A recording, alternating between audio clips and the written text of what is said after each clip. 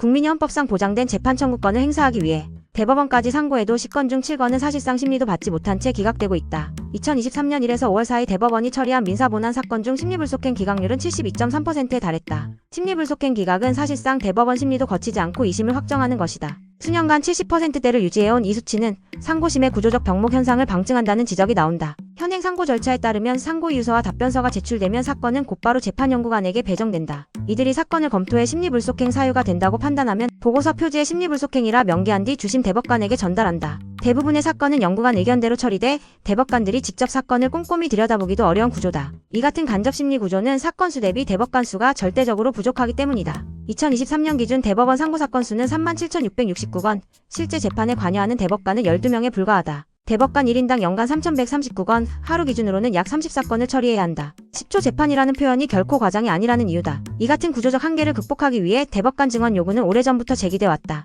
2015년 양승태 당시 대법원장은 상고심 전담 법원인 상고법원 설치안을 제안했으나 박근혜 정부 당시 법원행정처가 상고법원 도입을 위해 정치권의 재판 거래를 시도한 정황이 드러나며 좌초됐다. 이후 2022년 대법원은 상고심 개선 TF를 통해 대법관을 현행 14명에서 18명으로 늘리는 방안을 제시했으나 국회 문턱을 넘지 못했다.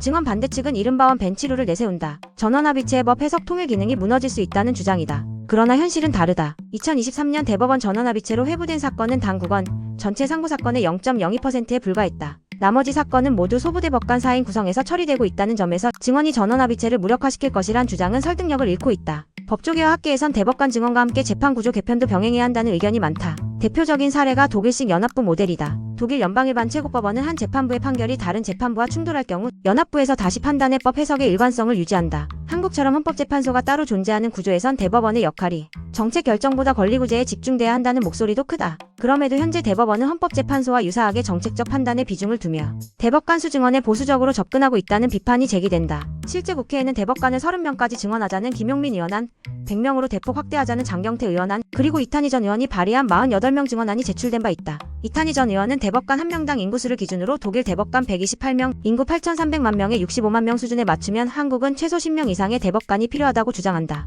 지난 5월에는 전국 법학자 34명이 공동 성명을 통해 대법관을 10명 이상 증언하고 재판부 구성을 전문화해야 한다고 촉구했다. 민사, 형사, 행정, 가사, 국제, 특허, 파산 등 분야별 재판부를 두고 전문성을 높이자는 것이다. 정태호 경희대 법학전문대학원 교수는 대법관 수를 200명으로 늘리는 대신 지금처럼 장관급 예우가 아닌 차관급으로 조정하고 직책수당 중심으로 설계를 바꾸는 것도 한 방법이라고 제안했다. 재정 부담도 걸림돌로 작용하고 있다. 대법관 1명당 연간 보수는 약 1억 4,316만 원. 2024년 기준 30명을 증언할 경우 연간 약 43억 원의 인건비가 추가된다. 하지만 전체 국가 예산에서 사법부 예산이 차지하는 비중은 0.34% 2조 3,123억 원에 불과하다. 이는 사법에 대한 투자 부족이라는 비판을 뒷받침한다. 전문가들은 대법원 증언은 단지 숫자의 문제가 아니라 국민의 권리 보장 문제라고 강조한다. 재판 청구권 보장, 재판의 실질화, 신뢰 회복이라는 사법 본연의 가치를 되살리기 위해서라도 구조 개편과 함께 대법관 증언은 더 이상 미룰 수 없는 과제라는 지적이다.